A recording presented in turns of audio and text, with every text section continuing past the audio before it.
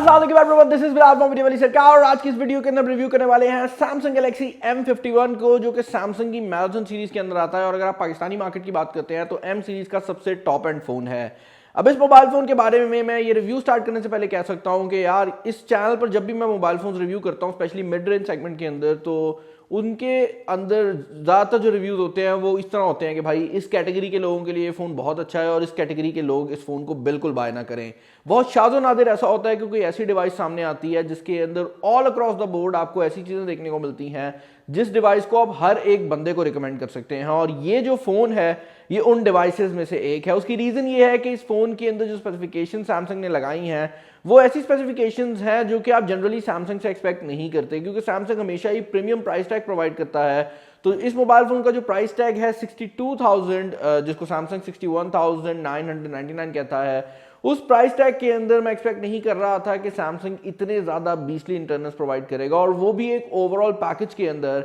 ऐसा नहीं है कि इस मोबाइल फ़ोन के अंदर मुझे कुछ चीज़ें पसंद नहीं आई, कुछ चीज़ें ज़रूर हैं जिनको मैं सोच रहा हूँ कि वो इंप्रूव हो सकती थी, लेकिन ऑल अक्रॉस द बोर्ड अगर आप इस फ़ोन को देखते हैं तो ये फ़ोन मुझे बहुत ज़्यादा पसंद आया है। और इस फ़ोन के अंदर काफ़ी ऐसी चीज़ें हैं जो कि सैमसंग ने ठीक की हैं। ये मोबाइल फ़ोन M सीरीज़ का है तो आपको दराज पर ही देखने को मिलेगा। M सीरीज़ टोटली पाकिस्तान के अंदर दराज एक्सक्लूसिव है, तो लोकल मार्केट के अंदर ये अभी अवेलेबल नहीं है। और इस मोबाइल फ़ोन का रिव्यू स्टार्ट करते हैं इसके डिज़ाइन से। जहाँ तक बात है इस मोबाइल फ़ोन के डिज़ाइन की, तो ये एक टिपिकल सैमसंग डिज़ाइन है। अगर आप बात करते हैं पिछले साल की, तो काफ़ी ज़्यादा फ़ोन हमें इसी डिज़ाइन में देखने को मिले हैं। ऑल्दो ये साइज़ में थोड़ा बड़ा है क्योंकि यहाँ पर 6.7 इंचेस का डिस्प्ले है, लेकिन ओवरऑल जो डिज़ाइन लैंग्वेज है वो वही है। बैक साइड पर जो कैमरा सेटअप है वो जो सैमसंग की S सीरीज़ में आया, उसके बाद S20 FE में आया, सैमसंग के A71 के नाम से भी आया, तो वही जो डिज़ाइन है एग्जैक्टली वही डिज़ाइन यहाँ पर ट्रांसलेट हुआ है। कॉर्नर्स जो हैं वो काफ़ी अच्छी तरह से ग्रिपेबल हैं। इसके अलावा इस मोबाइल फ़ोन के अंदर जो बैटरी लगाई गई है वो 7000 mAh की है, लेकिन उसके बावजूद भी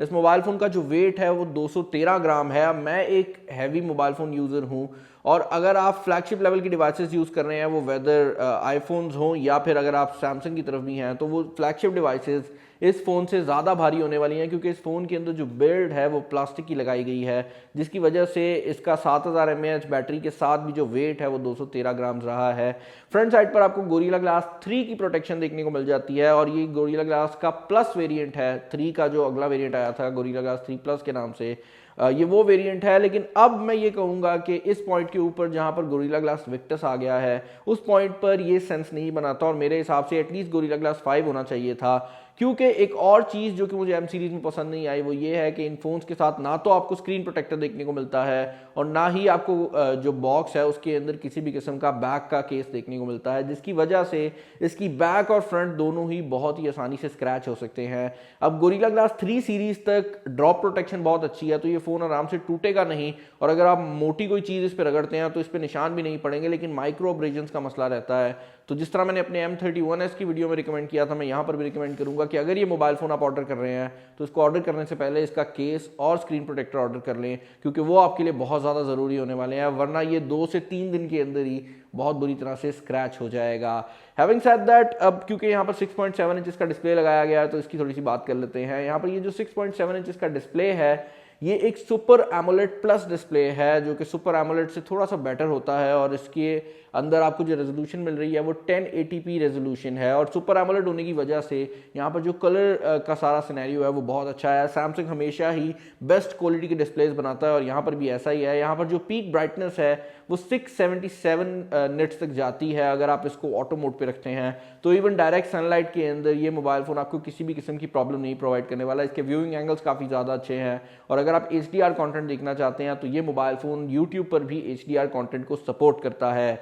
इस प्राइस कैटेगरी के अंदर जनरली आपको जो फ़ोन्स देखने को मिलते हैं वो हाई रिफ्रेश रेट प्रोवाइड कर रहे होते हैं, लेकिन यहाँ पर वो फैसिलिटी नहीं दी गई, जो कि मेरे हिसाब से कुछ लोगों के लिए शायद एक डील ब्रेकर हो अगर वो बहुत ज़्यादा गेमिंग लेवल का फ़ोन लेना चाह रहे हैं। लेकिन अदर देन दैट, अगर आप ओवरऑल इसके डिस्प्ले की बात करते हैं तो मुझे इसकी क्वालिटी बहुत ज़्यादा पसंद आई है, और नॉर्मल बंदा ये नोटिस भी नहीं करेगा कि इसके अंदर हाई रिफ्रेश रेट है या नहीं, क्योंकि ये सुपर एमोलेड डिस्प्ले लगाया गया है। इसके अलावा अब अगर हम इंटरनल्स की बात कर लें तो इंटरनल्स वो एरिया है जहाँ पर ये मोबाइल फ़ोन सीरियसली एक्सेल करता है। उसकी रीज़न ये है कि स्ट्रेट अप इस मोबाइल फ़ोन के अंदर जो चिपसेट लगाया गया है वो स्नैपड्रैगन 730G का चिपसेट है। 62,000 के अंदर कोई भी दूसरा ब्रांड 730G से बेटर चिपसेट आपको प्रोवाइड नहीं कर रहा। अगर आप इससे ऊपर चले जाते हैं तो कुछ चिपसेट्स आपको ज़रूर मिल जाते हैं जो कि फ्लैगशिप ग्रेड के हैं, लेकिन उन फोन्स के अंदर बाकी चीज़ें कॉम्प्रोमाइज्ड हैं। लेकिन इस प्राइस कैटेगरी में 730G वो सबसे पावरफुल चिपसेट है जो कि आप किसी भी ब्रांड से एक्सपेक्ट कर सकते हैं। और आपको मैं रिमाइंड करवाना चाहूँगा कि यहाँ पर हम सैमसंग की बात कर रहे हैं। अब 730G के साथ यहाँ पर 8GB रैम लगाई गई है और उसके साथ यहाँ पर 128GB की जो इंटरनल स्टोरेज है वो लगाई गई है, जिसकी वजह से इसकी जो ओवरऑल परफॉर्मेंस है वो काफ़ी ज़्यादा क्रेजी होने वाली है और आपको डे टू डे टास्क के अंदर किसी भी किस्म का कोई खास प्रॉब्लम नहीं आने वाला। सिंथेटिक बेंचमार्क्स की अगर आप बात करते हैं तो यहाँ पर जो Antutu का स्कोर है वो वही स्कोर है जो आपने किसी भी दूसरे स्नैपड्रैगन 730G वाले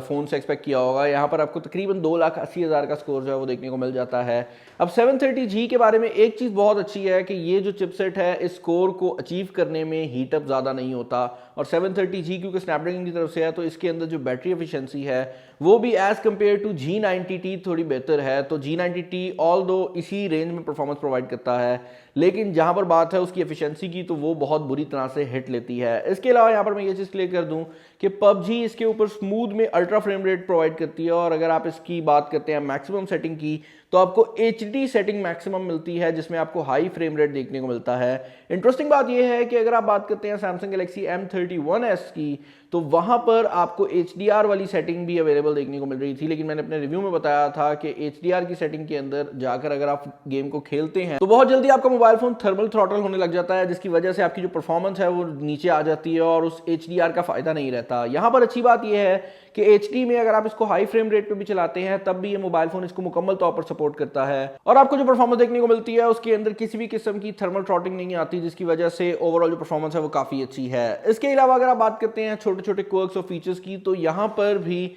सुपर एमोलेड डिस्प्ले होने के बावजूद भी जो बायोमेट्रिक्स हैं वो इन डिस्प्ले फिंगरप्रिंट स्कैनर की फॉर्म में आपको नहीं मिलते, जिसकी वजह से आपको इसका जो फ्रंट कैमरा है उसके थ्रू फेस आईडी मिलती है और एक साइड माउंटेड फिंगरप्रिंट स्कैनर देखने को मिल रहा है जिसके अंदर आपका पावर बटन भी है और वो एक साइड माउंटेड फिंगरप्रिंट स्कैनर का भी काम करता है। अच्छी बात यह है कि इसकी परफॉर्मेंस भी मुझे काफ़ी ज़्यादा पसंद आई है, तो आपको किसी भी किस्म का कोई ज़्यादा बड़ा डिसएडवांटेज देखने को नहीं मिल रहा। ये चीज़ ज़रूर है कि ये फ़ोन साइज़ में काफ़ी बड़ा है, तो आपको इसके जो फिंगरप्रिंट स्कैनर की लोकेशन है और जो पावर बटन की लोकेशन है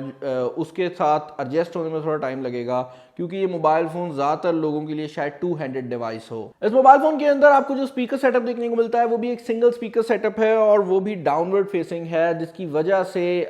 इसके अंदर आपको स्टेरियो इफेक्ट भी देखने को नहीं मिलता और इस स्पीकर की जो अपनी क्वालिटी है उसके अंदर भी मुझे लाउडनेस जो है वो कम लगी है। तो मेरे हिसाब से जो स्पीकर सेटअप है वो इस प्राइस कैटेगरी में बेटर होना चाहिए था और इस प्राइस कैटेगरी में जनरली जब स्पीकर सेटअप्स आते हैं तो आजकल वो स्टेरियो आ रहे हैं, तो उस चीज़ को मैंने काफ़ी ज़्यादा मिस किया है, स्पेशली इस चीज़ की वजह से कि यहाँ पर एक सुपर एमोलेड डिस्प्ले है। अगर स्टेरियो स्पीकर होता तो ये एक परफेक्ट मल्टीमीडिया डिवाइस बन सकती थी। यहाँ पर हेडफोन जैक की फैसिलिटी भी आपको देखने को मिल जाती है, लेकिन बॉक्स के अंदर जो ईयरफोन्स हैं वो आपको देखने को नहीं मिलते। तो अगर आपके पास कोई पुराना हेडफोन है आप उसको यूज़ कर सकते हैं, लेकिन आपके पास बॉक्स में हैंड फ्री अवेलेबल नहीं है। यहाँ पर जो चार्जिंग की टेक्नोलॉजी यूज़ की गई है वो सैमसंग की 25 वॉट की चार्जिंग है जिसको सैमसंग सुपर फास्ट चार्जिंग कहता है और ये वही चार्जिंग टेक्नोलॉजी है जो कि अगर आप इस पॉइंट पर Note 20 अल्ट्रा लेते हैं या S21 अल्ट्रा लेते हैं तो उसके साथ आती है। तो यहाँ पर आपको एग्जैक्टली वही चार्जर देखने को मिलता है, जिसकी वजह से मुझे इसकी जो चार्जिंग टेक्नोलॉजी है वो भी काफ़ी पसंद आई है। और ये बात भी मुझे काफ़ी ज़्यादा पसंद आई है कि इसके बॉक्स के अंदर आपको 25 वॉट का अडेप्टर देखने को मिलता है।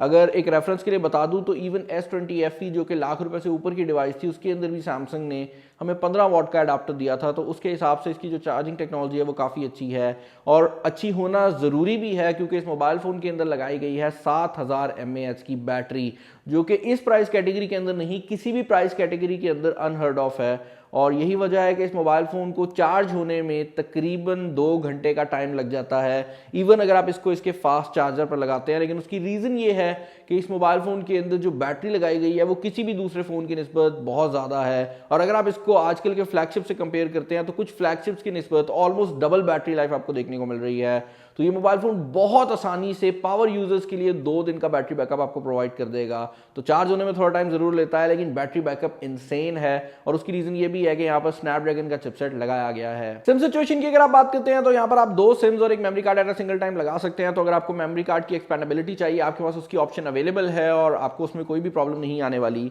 अदर देन दैट अगर आप सॉफ्टवेयर इंटरफेस की बात करते हैं तो यहाँ पर One UI 2.5 आपको देखने को मिल जाता है जिसके साथ आपको Android 10 का फ्लेवर देखने को मिल रहा है। तो बेसिकली यहाँ पर आपको ऑलमोस्ट वही ऑपरेटिंग सिस्टम का एक्सपीरियंस मिल रहा है जो कि सैमसंग फ्लैगशिप लेवल के अंदर आता है, जिसकी वजह से आपको हर वो फीचर देखने को मिल जाएगा जो कि आप सैमसंग के टॉप एंड से एक्सपेक्ट करते हैं। और ये चीज़ मुझे इस मोबाइल फ़ोन के बारे में काफ़ी ज़्यादा पसंद आई है कि इसका सॉफ्टवेयर एक्सपीरियंस भी बहुत अच्छा है और इसके अंदर उस सॉफ्टवेयर एक्सपीरियंस को बेहतर बनाने के लिए जो पावर लगाई गई है वो भी काफ़ी डिसेंट है। फाइनली हम बात कर लेते हैं इस मोबाइल फोन के अंदर लगे हुए कैमरास की। अब इस मोबाइल फोन के अंदर जो कैमरा सेटअप लगाया गया है वो ऑलमोस्ट आइडेंटिकल है अगर आप उसको कंपेयर करते हैं सैमसंग गैलेक्सी M31s के साथ। जो एक डिफरेंस आएगा वो थोड़ा बहुत होगा प्रोसेसिंग का डिफरेंस, क्योंकि यहाँ पर जो प्रोसेसर लगाया गया है वो स्नैपड्रैगन का प्रोसेसर है, तो इसके अंदर जो इमेज प्रोसेसर है वो स्नैपड्रैगन का यूज़ होगा, जिसकी वजह से इसकी कुछ एरियाज में जो परफॉर्मेंस है वो थोड़ी सी बेटर जरूर रहेगी। लेकिन ओवरऑल अगर आप बात करते हैं तो यहाँ पर एग्जैक्टली वही सेटअप लगाया गया है, जिसका मतलब ये है कि आपको फ्रंट साइड के ऊपर पंच होल के अंदर 32 मेगापिक्सल का सेंसर देखने को मिल जाता है, जिसकी अगर आप क्वालिटी की बात करते हैं तो ये वही क्वालिटी है जो कि सैमसंग के टॉप एंड से आप एक्सपेक्ट करते हैं। और यहाँ पर लो लाइट और डे लाइट दोनों के अंदर ही आपको रिजल्ट्स काफ़ी अच्छे आते हैं। डे लाइट में अगर आप सेल्फीज़ की बात करते हैं तो यहाँ पर जो सेल्फीज़ हैं वो काफ़ी ज़्यादा खूबसूरत निकल कर आती हैं। ये आपकी इमेज को थोड़ा सा स्मूथ ज़रूर कर देता है, आप पोर्ट्रेट मोड को यूज़ करें या ना करें, आप ब्यूटी मोड को भी ऑफ कर दें तब भी स्मूथनेस आ रही होती है, लेकिन ओवरऑल जो रिजल्ट है वो बहुत ज़्यादा डिटेल आता है। यहाँ पर फ्रंट कैमरा के अंदर जो पोर्ट्रेट मोड है उसकी एज डिटेक्शन भी काफ़ी ज़्यादा अच्छी है। और इसके अलावा एक और चीज़ जो कि सैमसंग काफ़ी अच्छा करता है वो है इसकी कलर और इसकी डायनामिक रेंज। यहाँ पर जो डायनामिक रेंज है वो किसी भी दूसरी कंपनी के फ़ोन्स की निस्बत काफ़ी बेटर है, क्योंकि सैमसंग डायनामिक रेंज वाली साइड से हमेशा ही काफ़ी अच्छा रहा है। एक चीज़ ज़रूर है कि इसका फ्रंट कैमरा और बैक कैमरा दोनों ही ब्लू टिंट प्रोवाइड करते हैं, जो कि सैमसंग का सिग्नेचर टिंट है, जिसको देखकर आप दूर से बता सकते हैं कि यह तस्वीर सैमसंग के फ़ोन से खिंची हुई है। कुछ लोगों को पसंद आती है, कुछ को नहीं पसंद आती। पर्सनली मुझे ज़्यादा फ़र्क नहीं पड़ता, क्योंकि इवेंचुअली जब आप उस पर फ़िल्टर लगा देते हैं तो घूम फिर के ये जो टिंट्स हैं वो वैसे ही ख़त्म हो जाती हैं, लेकिन वो चीज़ जो है इसके अंदर ज़रूर है। इसके अलावा 32 मेगापिक्सल का ये जो फ्रंट कैमरा है वीडियो मोड के अंदर आपको 4K 30 फ्रेम्स पर सेकंड प्रोवाइड करता है। और ये वीडियो जो आप लोग देख रहे हैं ये इस मोबाइल फोन के फ्रंट कैमरा से रिकॉर्डेड है और ऑडियो भी इसी मोबाइल फोन के कैमरा से रिकॉर्ड हो रही है, तो आपको मेन कैमरा और इसके अंदर जो डिफरेंस है वो पता लग जाएगा। फ्रंट कैमरा के अंदर जो पोर्ट्रेट मोड है वो 2 इंसानों पे भी काफी अच्छी तरह से काम करता है। इसके अलावा फ्रंट कैमरा आपको नाइट मोड भी ऑफर करता है, तो अगर आप नाइट टाइम के अंदर सेल्फीज लेना चाहते हैं तो उनकी क्वालिटी भी यहाँ पर काफी अच्छी आने वाली है। इसके अलावा यहाँ पर जो फ्रंट कैमरा है वो सैमसंग के दूसरे फोन्स की तरह जरा वाइड एंगल में आता है, जिसकी वजह से आपको ओवरऑल जो रिजल्ट है वो वाइड एंगल में देखने को मिलता है, लेकिन ये उसको बाय डिफॉल्ट थोड़ा सा कर देता है जूम इन, तो आप उसको पीछे कर सकते हैं। आई वुड रिकमेंड कि आप वाइड एंगल शॉट ही लें, क्योंकि ये डिजिटल जूम का यूज़ करता है तो उसका कोई खास फायदा होने नहीं वाला। बैक कैमरा की अगर आप बात करते हैं तो बैक कैमरा में जो मेन कैमरा है वो 64 मेगापिक्सल का लगाया गया है, जो कि पिक्सल बिनिंग की टेक्नोलॉजी को यूज़ करता है। और बेसिकली यहाँ पर आपको जो रिजल्ट्स हैं वो 16 मेगापिक्सल्स के प्रोवाइड करता है, तो ये 4:1 की पिक्सल बिनिंग का यूज़ करते हुए आपको ये रिजल्ट्स प्रोवाइड कर रहा होता है। अब ये जो रिजल्ट्स हैं इनकी क्वालिटी ऑलमोस्ट वैसी ही है जैसी M31s की थी, जिसका मतलब ये है कि यहाँ पर आपको डे टाइम के अंदर तो जो रिजल्ट्स हैं वो बहुत ज़्यादा अच्छे मिलने वाले हैं। ये 64 मेगापिक्सल का कैमरा उतना ज़्यादा डिटेल्ड नहीं है जितने कुछ 64 मेगापिक्सल कैमराज होते हैं, क्योंकि जनरली जब कोई कंपनी 64 मेगापिक्सल का कैमरा लगाती है तो उनकी कोशिश ये होती है कि मैक्सिमम अमाउंट ऑफ डिटेल निकाली जाए। लेकिन इस कैमरा के अंदर जो चीज़ है वो इसके कलर्स हैं, और यहाँ पर जो कलर का सारा सिचुएशन है वो काफ़ी अच्छी है। डायनामिक रेंज आपको काफ़ी अच्छी देखने को मिल जाती है, और स्पेशली अगर आप डे टाइम की बात करते हैं तो वहाँ पर जो रिजल्ट्स हैं वो काफ़ी ज़्यादा पॉप होते हैं। बैक कैमरा जो है उसके अंदर आपको पोर्ट्रेट मोड की फैसिलिटी भी देखने को मिल जाती है, जिसके लिए एक डेडिकेटेड सेंसर भी लगाया गया है। और बैक कैमरा के अंदर जो ऑब्जेक्ट के ऊपर पोर्ट्रेट मोड है वो भी काफ़ी अच्छी तरह से काम करता है, क्योंकि डेडिकेटेड सेंसर में आप लाइव फोकस को यूज़ करते हुए जो पोर्ट्रेट मोड का ब्लर है उसको चेंज कर सकते हैं। और फ्रंट कैमरा में पोर्ट्रेट मोड में बहुत ज़्यादा ब्लर होता है, जो कि बैक कैमरा में काफ़ी कंट्रोल्ड है, तो बैक कैमरा का जो रिजल्ट है वो जनरली थोड़ा ज़्यादा नेचुरल भी निकल कर आता है। इसके अलावा 12 मेगापिक्सल का यहाँ पर अल्ट्रा वाइड लगाया गया है,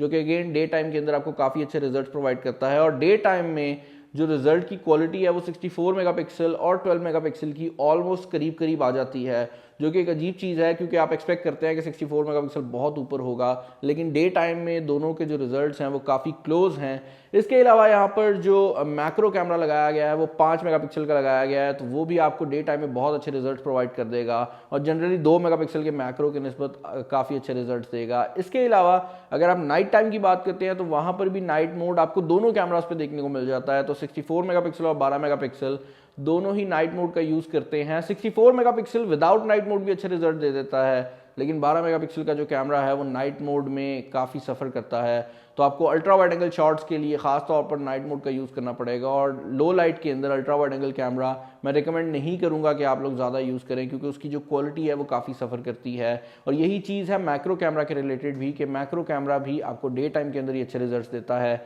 जैसे ही रात होती है तो रिजल्ट थोड़े बहुत सफ़र करने लग जाते हैं। 4K 30 फ्रेम्स पर सेकंड की सपोर्ट जो है वो बैक कैमरा में भी अवेलेबल है, और इसके साथ आपको यहाँ पर इलेक्ट्रॉनिक इमेज स्टेबलाइजेशन भी देखने को मिल जाती है, जो कि इस मोबाइल फ़ोन को 1080p रेजोल्यूशन में ले जाती है, लेकिन रिजल्ट्स काफ़ी अच्छे आते हैं। स्लो मोशन मोड भी यहाँ पर अवेलेबल है, और वो सारे फीचर्स दिए गए हैं जो कि आप एक सैमसंग के टॉप एंड फ़ोन से एक्सपेक्ट करते हैं। तो ओवरऑल जो कैमरा सिचुएशन है वो मुझे इस फ़ोन की बहुत ज़्यादा पसंद आई है। अब अगर मैं सारी चीज़ों को समराइज़ करूँ तो मैं यही कहूँगा कि इस मोबाइल फ़ोन के अंदर कैमरास फिट है, परफॉर्मेंस फिट है। जो एक चीज़ मुझे अजीब लगी है वो ये है कि केस नहीं मिला और स्क्रीन प्रोटेक्टर नहीं मिला, और इसके अलावा अगर यहाँ पर हाई रिफ्रेश रेट दे दिया जाता तो बेटर हो सकता था, लेकिन अदर देन दैट मुझे इस मोबाइल फ़ोन में कोई खास बड़े ग्राइप्स है नहीं। और अगर आप इस प्राइस कैटेगरी में फ़ोन ढूंढ रहे हैं तो मैं आपको डेफिनेटली रिकमेंड कर सकता हूं कि आप इस फ़ोन की तरफ जाएं, क्योंकि सैमसंग की जो आफ्टर सेल है वो भी काफ़ी अच्छी है। तो आप इस फ़ोन को डेफिनेटली परचेस कर सकते हैं। चैनल पर नए हैं, चैनल को सब्सक्राइब कर लीजिएगा, वीडियो को लाइक कर दीजिएगा, दोस्तों का शेयर कर दीजिएगा।